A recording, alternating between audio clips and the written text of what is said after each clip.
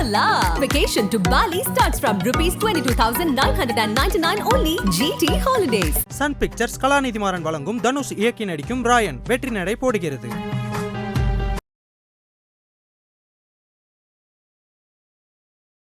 உதயநிதி துணை முதல்வர் எப்படி பார்க்குறீங்க? இப்பவும் ஸ்டாலின் அவருக்கு இமேஜ் பாதிக்காதுன்னா உதயநிதி ஸ்டாலினுக்கு என்ன பதவியும் கொடுப்பாரு. அவருக்கு எந்த பிரச்சனையும் இல்லைன்னு சொன்னா உதயநிதிக்கு லைன் கிளியர். வாரிசு அரசியல் அந்த மாதிரி இம்பாக்ட்லாம் இருக்கிறதுக்கான வாய்ப்பே ரொம்ப கம்மி தான் அப்படின்னு நினைக்கலாம். வாரிசு அரசியல் எல்லாம் திமுகவுக்குள்ள ஒரு மேட்ராங்க. இப்போ நான் தெளிவாக தான் சொல்கிறேன், இது ஒன் மேன் பார்ட்டி ஆட்டு முக ஸ்டாலின் பார்ட்டியாக மாறிட்டு உதயநிதி ஸ்டாலினுக்கு ஒரு கண்டென்டராக நாளைக்கு வரதுக்கு வாய்ப்பு உள்ளவங்க யார் இருக்கா? கனிமொழி, கலைஞர் இருக்க மகா வருவாங்களா? நாளைக்கு திரும்பவும் அதிமுகவும் பாமகவும் கூட்டணி வரும்போது அந்த இன்னும் ஃபேமாக இருக்கிறதுக்கான பிறந்த நாளுக்கு டாக்டர் ராமதாஸுக்கு வாழ்த்து தெரிவிக்கல. ஸ்டாலின் இடஒதுக்கீடெல்லாம் ராமதாஸுக்கு கலைஞர் மாதிரி ஒன்றும் அச்சப்பட மாட்டார்.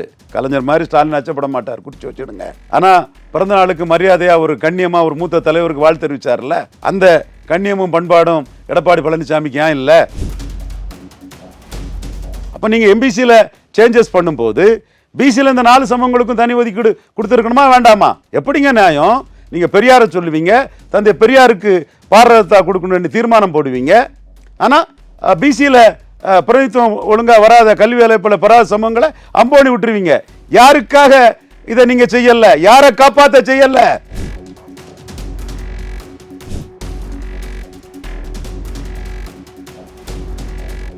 வணக்கம், எப்படி இருக்கீங்க? வணக்கம் முதல்வன், நல்லா இருக்கும் தம்பி. ரொம்ப நீண்ட நாளாக தமிழ்நாடு அரசியலில் பேசப்பட்ட ஒரு விஷயம், குறிப்பாக திமுக ஆட்சிக்கு வந்த உடனேலேருந்து அதை கிட்டத்தட்ட ஆரம்பிச்சிட்டாங்க.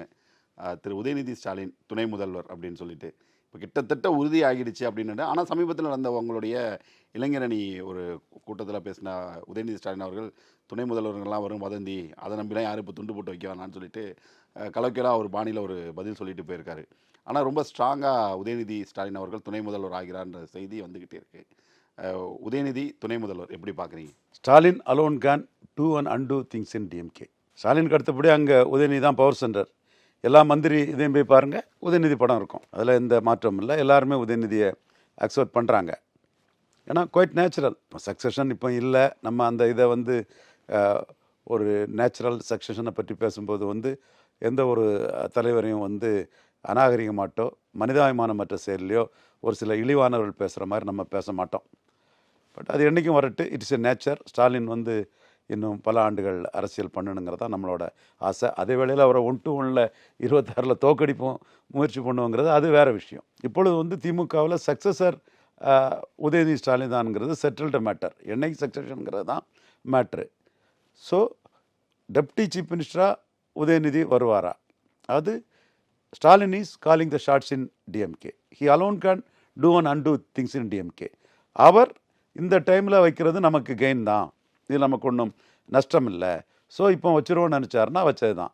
அவர் இல்லை இப்போ வச்சோம்னா நம்ம இமேஜ் பாதிச்சிடும். இப்போ ரவீந்திரன் துரைசாமி சொல்கிறான்ல, Stalin alone can do and undo things in DMK, he is calling the ஷார்ட்ஸ்ன்னு நம்ம ஒரு அசஸ் பண்ணி ஸ்டாலினுக்கு நுணுக்கமான அறிவை நம்ம அண்டர்ஸ்டாண்ட் பண்ணி பேசுகிறோம். அவர்கிட்ட ஒரு 7 நிமிஷம் பேசுனதில் அவரை பற்றி நமக்கு ஸ்டடி பண்ண முடிஞ்சுது. நம்மளை ரொம்ப மரியாதையாக பாசமாக ட்ரீட் பண்ணி பேசினார்.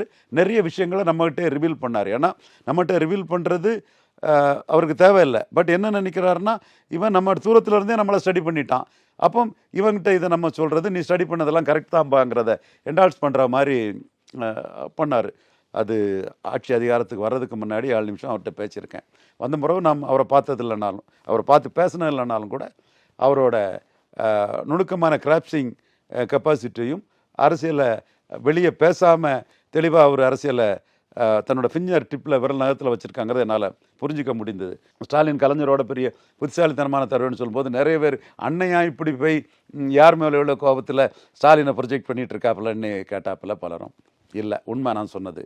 இப்போவும் ஸ்டாலின் அவருக்கு இமேஜ் பாதிக்காதுன்னா உதயநிதி ஸ்டாலினுக்கு என்ன பதவியும் கொடுப்பார். அவருக்கு இமேஜியோ அவருக்கு எந்த பிரச்சனையோ இல்லைன்னு சொன்னால் உதயநிதிக்கு லைன் கிளியர். இல்லை, ஆனால் இது உதயநிதி ஸ்டாலின் அவர்கள் துணை முதல்வர் ஆகிறது அப்படிங்கிறது வெறும் திமுக சம்பந்தப்பட்ட விஷயம்னு மட்டும் நினைக்கிறீங்களா? ஸ்டாலின் முடிவெடுத்தால் ஆகலாம், அதை சாதக பாதகங்கள் அவர் யோசிக்கிறதுங்கிறது கரெக்டு தான். ஆனால் அது வெறும் திமுகக்குள்ளே இருக்கிற ஒரு உட்கட்சி சேஞ்சு இல்லை ஒரு அரசியலில் நடக்கிற ஒரு சின்ன ஒரு அதிகார சேஞ்ச் மட்டும்தான் நினைக்கிறீங்களா? திமுகவில் உள்கட்சி சேஞ்சு தான், வேற என்ன ஹோட்டல்ஸ் வாட் எல்ஸ்? இல்லை, நீங்கள் இப்போ ஸ்டாலின் தலைமையில் அது அரசியலில் இருக்கிற மாற்றங்கள் இருக்கும்ல, ஸ்டாலின் தலைமையிலான ஒரு கூட்டணி, அவர் கூட்டணி கட்சிகளை அணுகிற விதம், ஒரு தமிழ்நாடு அரசியலில் ஒரு அவர் தான் ஹீஸ் காலிங் த ஷாட்ஸ், அவர் தானே பண்ணிட்டு இருக்கிறார். இல்லை, ஒரு சீனியர் மோஸ்ட் லீடர் இன்னைக்கு ஸ்டாலின், அவரை வந்து திருமாவளவன் அவர்களாக இருக்கட்டும், கம்யூனிஸ்டுகளாக இருக்கட்டும், அவருக்கு அணுகிற விதமும் உதயநிதி ஸ்டாலின் அந்த தலைமையை வந்து இவங்க ஒரு அடையாளப்படுத்தும் போது ஸ்டாலின் தான் தலைமை. ஸ்டாலினுக்கு மெர்சியில தான் Udhayanidhi Stalin the mercy of MK Stalin. MK ஸ்டாலினுக்கு ஒரு ப்ளஸ் தான், பீயிங் இசைவேளாளர் கம்யூனிட்டி, ஒரு டைனி காஸ்ட் குரூப்பு, எந்த ஜாதிக்கும் அவங்க த்ரெட்டு கிடையாது, எந்த ஜாதிக்கும் அவங்க எதிர்ப்போட்டு அவங்களுக்கு கிடையாது. ஸோ அது அவங்களுக்கு ப்ளஸ் தான். இந்த சமூகங்களோட உளவியல் வந்து நமக்கு தெரியுது, அதை வெளிப்படையாக நம்ம சொல்கிறோம். ஏற்கனவே ஸ்டாலினை ஒப்பீனியனேட்டாக எதுக்கிறவன் ஏற்றுக்கிட்டே இருப்பான். அது செட்டில்டு நெகட்டிவ் ஓட்ஸு. அந்த நெகட்டிவ் ஓட்ஸை மீறி தான் 19, 21, 24 ஜெயித்திருக்காப்புல ஸ்டாலின். இப்போ உதயநிதியை வைக்கிறதுனால அவருக்கு எந்த ஒரு அடிஷ்னல் மைனஸும் வராது. கட்சிக்குள்ளே எப்போ வைக்கிறது, எப்படி வைக்கிறேங்கிற ஸ்டாலின் முடிவு பண்ண வேண்டியது. இந்த வாரிசு அரசியல் அந்த மாதிரி இம்பாக்ட்லாம் இருக்கிறதுக்கான வாய்ப்பே ரொம்ப கம்மி தான் அப்படின்னு நினைக்கிறேன். வாரிசு அரசியல் எல்லாம் திமுகவுக்குள்ள ஒரு மேட்ராங்க. இல்லை, திரு ஸ்டாலின் அவர்களுக்கு ஒரு நீண்ட பாரம்பரியம் இருந்துச்சு. இப்போ மிசா இருக்கட்டும், தொடர்ந்து கலைஞரோடு பணியாற்றிய வருடங்கள். நீண்ட பாரம்பரியத்தில் அவர் வந்து பிடிச்சிக்கிட்டாரு. அவரை எதிர்த்த ராஜேந்தர் வெளியே போயிட்டாரு, அவரை எதிர்த்த வைகோ வெளியே போயிட்டாரு. நான் வைகோ ஒரு கூட்டணி கட்சியாக இருக்கிறாரு. அவரை மைல்டா எதிர்த்த சரத்குமார் வெளியே போயிட்டாரு. அவருக்குள்ள எதிர்ப்புகள் வந்து கிளியர் ஆகும் போதே அந்த கட்சி அவர் கட்சி ஆயிருத. கலைஞர் பிடிச்ச கட்சி அண்ணாவின் கட்சி. கலைஞர் அதில் சிரமப்பட்டு தான் அதில் மேலே வந்தார். கலைஞர் கட்சியை பிடிக்கும்போது எம்ஜிஆர் பெரிய ஹீரோ, அவர் சீஃப் மினிஸ்டருக்கு ஆயத்தனார் அண்ணா சபாயினார் போஸ்டரை விட்டு ஆயத்தனார் கலத்தி விட்டதுனால ஒரு லாபிக்கு எதிராக ஆயத்தனார் வந்து ஒர்க் பண்ணாதான் நம்ம மேலே வர முடியும்னு அவர் கலைஞருக்காக அண்ணா ஸ்பீச்சை ஒத்த காலம் போட்டு, கலைஞர் ஸ்பீச்சை 8 காலம் போட்டு, கலைஞர் தான் சீஃப் மினிஸ்டர்னு ஒர்க் அவுட் பண்ணி கொண்டு வந்த சூழ்நிலையில் தான் கலைஞர் அதை பிடிக்கிறாரு. அதற்கு பிறகு எம்ஜிஆரை அவர் கலைஞர் அக்செப்ட் பண்ணி பொருளாளர் போஸ்ட் கொடுக்குறாரு, ஈக்குவல் லீடராக இருக்கிறாரு. அன்பில் தர்மலிங்கம் பெரிய ஆள், ஒவ்வொருத்தரும் அங்கே பெரிய பெரிய ஆட்களாக இருக்கிறாங்க. ஸோ அன்னைக்கு அவர் வந்து பவர்ஃபுல் லீடர் கிடையாது. அமாங் ஈக்குவல் மோர் ஈக்குவல்னு வந்துட்டார்.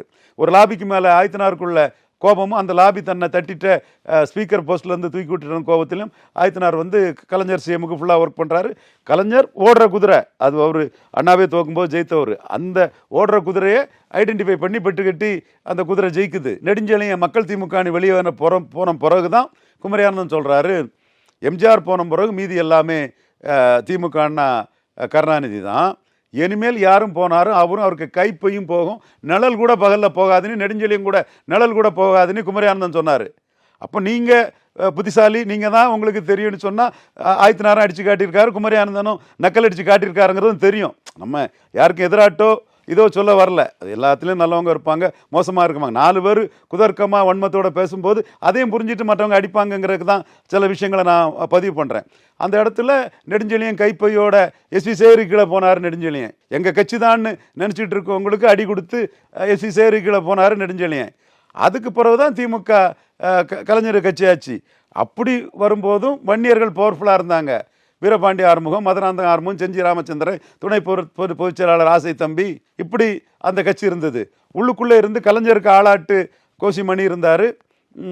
தென் துரைமுருகன் முழுக்க கலைஞர் ஆள். தென் வைகோ கலைஞருக்கு ஆளாட்டு 3 தடவை ராஜ்யசபான்ட்டு எழும்பி வராரு. அவருக்கும் வைகோ வரும்போதும் கலைஞருக்கு பிறகு தான் வரணும்னு வைகோ நினைக்கிறாரு. அதில் பிரச்சனைகள் வருது. எல்லாமே நமக்கு தெரிஞ்ச விஷயந்தான். நிறைய மாவட்ட செயலாளர்கள் போகிறாங்க. கலைஞர் எம்ஜிஆர் போனதை கூட ஏற்றுக்கிட்டாரு. ஏன்னா எம்ஜிஆர் தனக்கு ஈக்குவலானவர், தன்னோட மேலானவருங்கிற எண்ணம் கலைஞருக்கு உண்டு. வைகோ தன்னோட சபார்டினேட்டாக இருந்தவர் தனக்கு எதிராக 1/3 மாவட்ட செயலாளரையும் 1/3 ஒன்றிய செயலாளரையும் கிளை செயலாளரையும் கொண்டு போயிட்டாருங்கிற போது கலைஞரால் தாங்க முடியலை. துரோகசாமின்னு தான் முரசொலியில் எழுதுவார், நம்ம பார்த்துருக்கோம். அப்புறம் வைகோனி பார்லிமெண்ட்டில் பேர் மாற்றும் பிறகு வைகோனி போட்டு தான் தீரணுங்கிறதுல அந்த இதை பேரை போட்டாங்க முரசொலியில். ஸோ அந்த கட்சி வைகோ போன பிறகு, ஸ்டாலினை எதிர்த்து வைகோ போன பிறகு ஸ்டாலின்கிட்ட சேலஞ்ச் பண்ணதுக்கு யார் இருக்கா? ஒரே ஒரு ஆள், கலைஞர் நீ போயிடாதப்பான்னு வீரபாண்டி ஆறுமுகத்திட்ட போய் கையை பிடிச்சி, உனக்கு நான் என்ன துரோகம் பண்ணேன், என்ன நீ ஏன் விட்டு போகிற அங்கிற கேட்ட பிறகு வீரபாண்டியார் மட்டும் அந்த இடத்துக்குள்ளே ஒரு கலைஞரை கேள்வி கேட்கக்கூடிய அளவுக்கு வீரபாண்டியார் மட்டும் இருந்தார். அவரும் காலத்தில் மரிச்சு போனார். தென் எல்லாருமே ஸ்டாலினை ஏற்றுக்கிட்டவங்க தானே. ஸோ அந்த கட்சிக்கும் இந்த கட்சிக்கும் தன்மை வேறுபாடு இருக்குல்ல. இந்த தன்மையே புரியாமல் கலைஞர் மேலே உள்ள காழ்ப்புணர்ச்சியிலையும் வன்மத்திலையும் ஸ்டாலின்கிட்ட காட்டிகிட்டு இருந்தால் நீங்கள் முட்டாள்தனமாக காட்டுறீங்க. இப்போ நான் தெளிவாக தான் சொல்கிறேன், இது ஒன்மேன் பார்ட்டியாட்டு முக ஸ்டாலின் பார்ட்டியாக மாறிட்டு என்ன அதில் உதயநிதி ஸ்டாலினுக்கு ஒரு கண்டென்ட்ராக நாளைக்கு வரதுக்கு வாய்ப்பு உள்ளவங்க யார் இருக்கா? கனிமொழி கலைஞருக்கு மகா வருவாங்களா? அவங்க ஆஸ்பயர் பண்ணால் தான் அவங்க வர முடியும். அந்த சான்ஸில் அந்த இடத்துக்குள்ள இன்னொருத்தரை கண்டென்டர்னு சொல்லணும்னா கலைஞருக்கு மகாங்கிற லெவலில் கனிமொழியை மட்டும் சொல்ல முடியும். அதுவும் ஸ்டாலின் வந்து அதை கரெக்டாக தான் டீல் பண்ணுறாரு. டெல்லியை இது பண்ணு பார்லிமெண்ட் பார்ட்டி லீடராட்டு டிஆர் பாலுவை மீறி கனிமொழிக்கு அந்த இதை கலைஞர் முக ஸ்டாலின் கொடுத்துட்டாரு. ஏன்னா கனிமொழி ஒரு கட்டத்துக்குள்ளே வந்து ராஜ்யசபா இண்டிபெண்டாக ஜெயித்து வந்தது, ஒரு சில பேக்கிங் கம்யூனிட்டி பொலிட்டிக்ஸை பற்றி ஊடகத்தில் பேசினதில் அவங்க வந்து ஒரு இண்டிவிஜுவாலிட்டி உள்ளவங்கிறத நிரூபிச்சுட்டாங்க. ஸ்டாலினும் அதை ரெகனைஸ் பண்ணுறாரு. தனக்கும் ஒரு கலைஞருக்கு ஒரு ப்ளஸ் மாதிரி தனக்கும் கனிமொழி ஒரு ப்ளஸ் தாங்கிறத ரெகனைஸ் பண்ணி கொண்டு போகிறாரு. ஸோ இந்த கட்சிங்கிறது முழுக்க முழுக்க கலைஞருக்கு கண்ட்ரோலை விட ஸ்டாலினுக்கு கண்ட்ரோல் மிக மிக பல மடங்கு பெருசுங்கிறதான் 100க்கு 100 உண்மையான விஷயம்.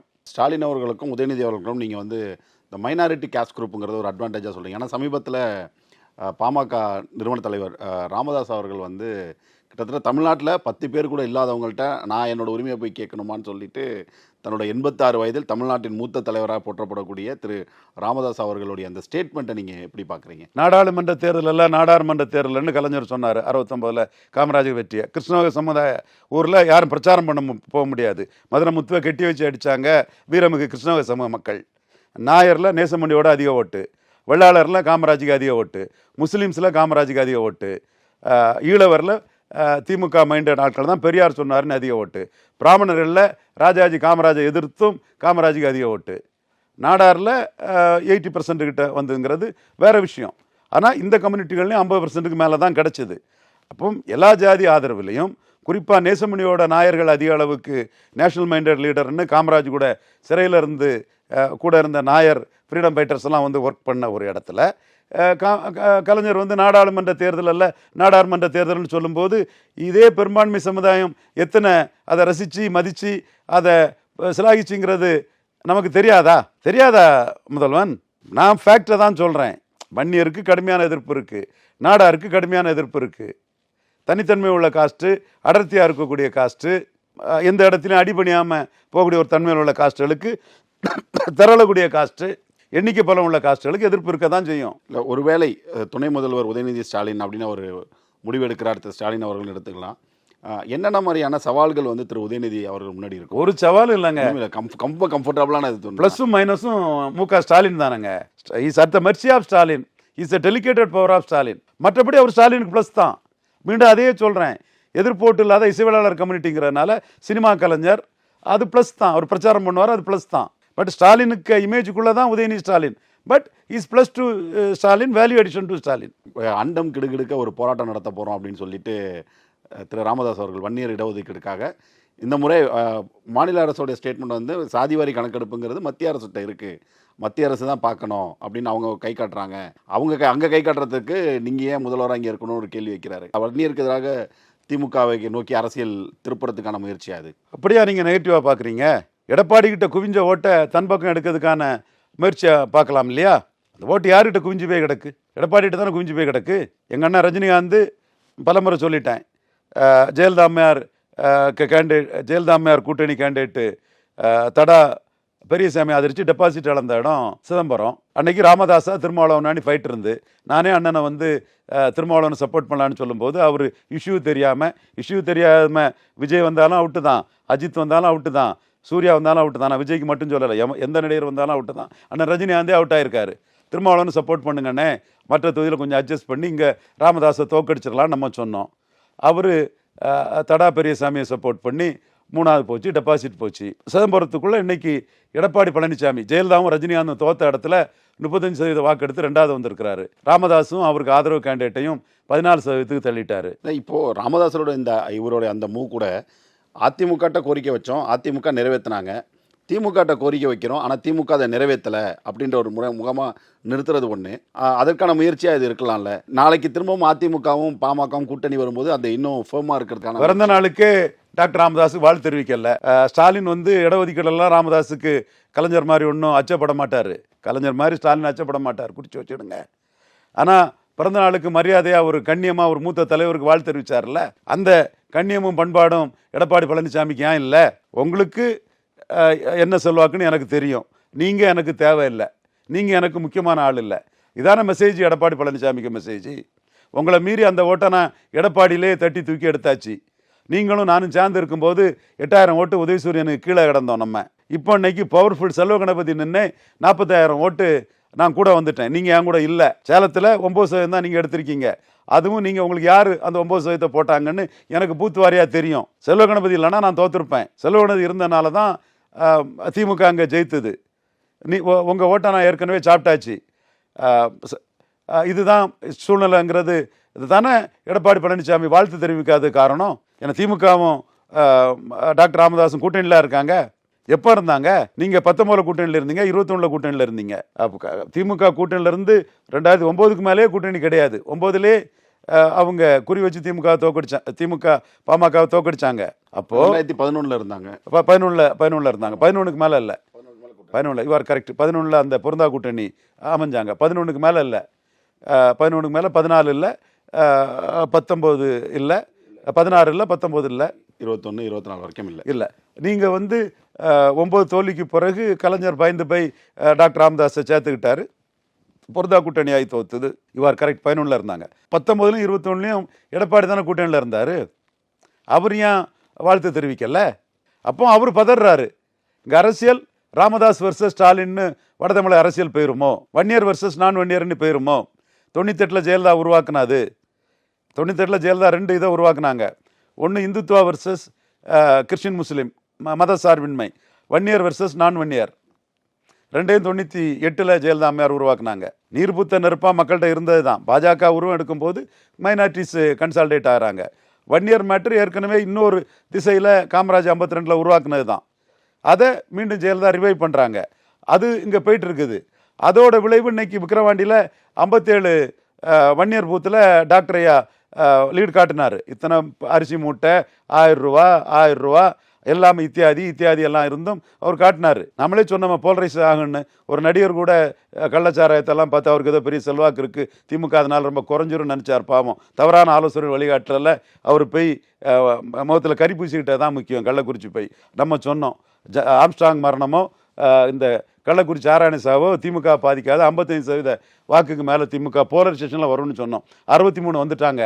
இங்கே வந்து 55 பூத்தில் 275 பூத்தில் டாக்டர் ராமதாஸ் லீட் பண்ணியிருக்கிறாரு. இப்போ இந்த இடம் மக்களவையை மையமாக வச்சு ராமதாஸுக்கு நமக்கு சூப்பர் ஃப்ளூவஸ், மற்ற ஜாதிக்கு நமக்கு ராமதாஸ் மைனஸ்ன்னு எடப்பாடி பழனிசாமி நினைக்கிறாரு.